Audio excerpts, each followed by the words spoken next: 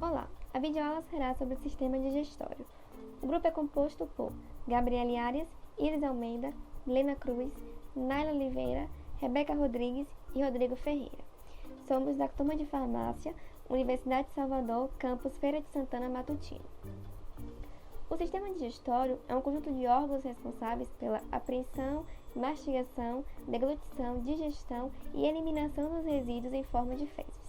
Logo, é importante que esses alimentos passem por todos esses processos para que enzimas específicas atuem sobre eles e assim degradam-os e seja mais fácil para sua absorção e digestão. O sistema digestório ele pode ser dividido em tubo digestório e glândulas anexas.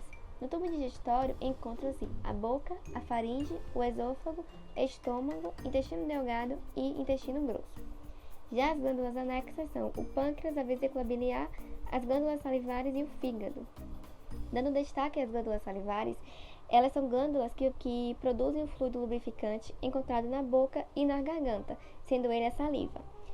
A saliva contém enzimas que iniciam o processo de digestão dos alimentos. São três principais glândulas que se encontram no processo de digestão, sendo ela a sublingual, a parótida e a submaxilar. Pode ser observado na primeira imagem. As parótidas são encontradas em ambos os lados da face, abaixo e diante das orelhas. As sublinguais são encontradas sobre o assoalho da boca e por baixo de cada lado da língua. Já as submandibulares se encontram na parte interna da mandíbula. A boca, ela é a abertura pela qual o alimento entra no tubo digestivo. É na boca que encontram-se os dentes e a língua que preparam o alimento para a digestão.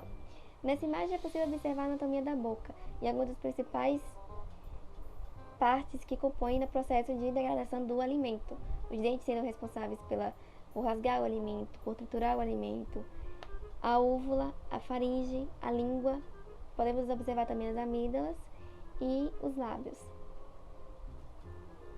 A língua é muito importante, pois ela movimenta o alimento, empurrando em direção à garganta para que seja engolido. Ela é um órgão muscular revestido por mucosa, importante na mastigação e na deglutição. A língua é um órgão gustativo. Logo, na superfície dela existem dezenas de papilas gustativas, cujas células sensoriais percebem os 4 sabores primários. As papilas gustativas são as papilas valadas, as foleadas, filiformes e fugiformes. Então, vou explicar agora como é que ocorre o processo digestório. Como já foi falado, o processo digestório é dividido em 4 fases, começando pela ingestão dos alimentos, que aí ocorre a digestão, depois a absorção e, por fim, a eliminação. Depois de ingerir o alimento, a ingestão começa já na boca, que tem um pH 7, que é um pH neutro. Os dentes eles vão triturar o alimento, aumentando a superfície de contato e facilitando a reação química, que é a hidrólise. A língua ajuda a movimentar o alimento, além de proteger também a gente de comer algo estragado, já que sentimos gosto. E aí, imediatamente, podemos detectar qualquer indício de anormalidade. Na boca, contamos também com as glândulas salivares para produzir a saliva, que é composta por enzimas, como a petialina ou amilase salivar, que inicia a digestão dos carboidratos. Aí, depois que a gente finalmente consegue engolir o alimento, ele passa pela faringe. A função do órgão é basicamente dividir o sistema digestório do sistema respiratório, e é na faringe também que a gente encontra a epiglote. O alimento deve seguir da faringe para o esôfago e o ar deve seguir da faringe para a laringe. Então, quando a gente engasga, o alimento, ao invés dele ir para o esôfago, ele vai para a laringe através da epiglote. Passando da faringe, o alimento chega ao esôfago. E é aqui que se inicia os movimentos peristálticos. Então, o bolo alimentar ele vai ser conduzido através desses movimentos peristálticos para o estômago. Chegando no estômago, o bolo alimentar passa a se chamar quimo. pH do estômago também é diferente, é 2, sendo pH ácido. Esse pH depende da secreção do HCl, que é o ácido clorídrico, que além de modificar o pH, ativa a pepsina e combate os eventuais micro-organismos presentes no alimento ingerido. E aí começa a digestão das proteínas, como a pepsina, que é uma enzima que transforma as proteínas em peptídeos, que são moléculas bem menores. O quimo segue para o intestino, que é dividido em duas partes: intestino delgado e intestino grosso. O intestino faz parte do sistema digestório e, através dele, ocorre a absorção dos nutrientes e água. O intestino delgado faz parte do sistema digestório, tem formato tubular e vai do estômago até o intestino grosso. O intestino delgado apresenta as seguintes camadas: mucosa, submucosa, muscular e serosa. A primeira camada mucosa apresenta uma musculatura lisa e nela ocorre a secreção de enzimas digestivas e sucos. Estas camadas muscular lisa da mucosa é dividida em duodeno, jejuno e íleo. Duodeno é a primeira parte do intestino delgado, tem cerca de 25 centímetros. O jejuno tem cerca de 2,5 metros e o íleo 3,5 metros e vem logo a esses dois. O duodeno é a sua primeira porção, ele vai do piloro ao jejuno e nessa região é que é trabalhado o bolo alimentar pela ação de enzimas e suco entérico. No jejum e no íleo ocorre a absorção dos nutrientes, que passam para a corrente sanguínea e o fígado por todo o organismo. Duodeno tem um formato de letra C e nessa parte do intestino é que o suco pancreático e o suco biliar agem, transformando o quimo em quilo.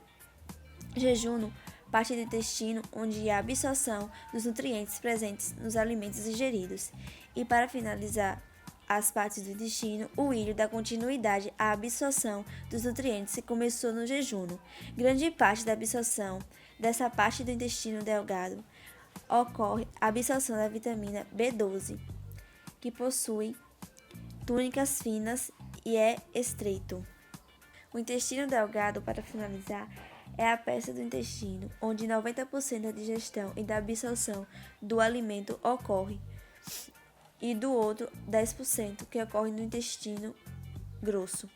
A principal função do intestino delgado é a absorção dos nutrientes. A digestão envolve duas porções distintas. Primeiro, a digestão mecânica, que é a mastigação, e a segunda é a parte da digestão, que ocorre por reações químicas ao uso de enzimas e ácidos.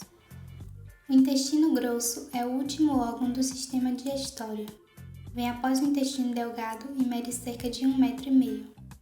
Após o início da digestão, o bolo alimentar chega ao intestino grosso e permanece lá até 3 dias.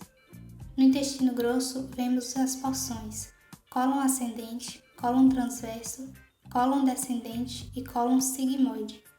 A porção final é chamada de reto, que termina no ânus por onde saem as fezes.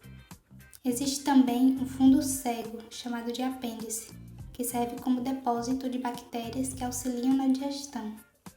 Há duas fases importantes da digestão que acontecem no intestino grosso: a formação das fezes, composta por 30% de bactérias que estão no próprio intestino, e essas bactérias são benéficas. São também chamadas de flora intestinal ou microbiota. Elas são capazes de produzir algumas substâncias, como vitaminas K, B12, tiamina e outras. Essas bactérias dão uma certa defesa ao nosso organismo, pois elas impedem o crescimento de bactérias ruins. Os outros 70% das fezes são sais, muco e celulose. A celulose é um componente das fibras alimentares, que nós não conseguimos digerir, pois não produzimos a enzima celulase, responsável por digerir a celulose. Outra fase muito importante no intestino grosso é a absorção de água. Ela é responsável por dar consistência ao bolo fecal. Portanto, enquanto no intestino delgado há absorção de nutrientes, o intestino grosso é responsável pela absorção da água. Excreção. Formada as fezes, ela fica no final do colo descendente, um pouco antes do reto. Elas passam para o reto apenas em momentos antes da sua eliminação. Quando as fezes atingem o reto, a presença delas, por meio de determinações nervosas, vão estimular o relaxamento involuntário de uma esfinge interna. Quando essa esfinge se abre, as fezes ficam próximas ao esfinge externo, que é composto por musculatura estriada e de contração agora voluntária. Ou seja, nós podemos controlar a abertura dessas esfinges. As fezes, então, saem quando nós fizemos o relaxamento das fezes, pela contração, abração abdominal e relaxamento, proporcionando assim a defecação. Isso concluímos que o sistema digestório tem como função retirar dos alimentos ingeridos os nutrientes necessários para o desenvolvimento e a manutenção do organismo. Isto é, o tubo digestivo tem a função de transformar alimentos em nutrientes e absorvê-los.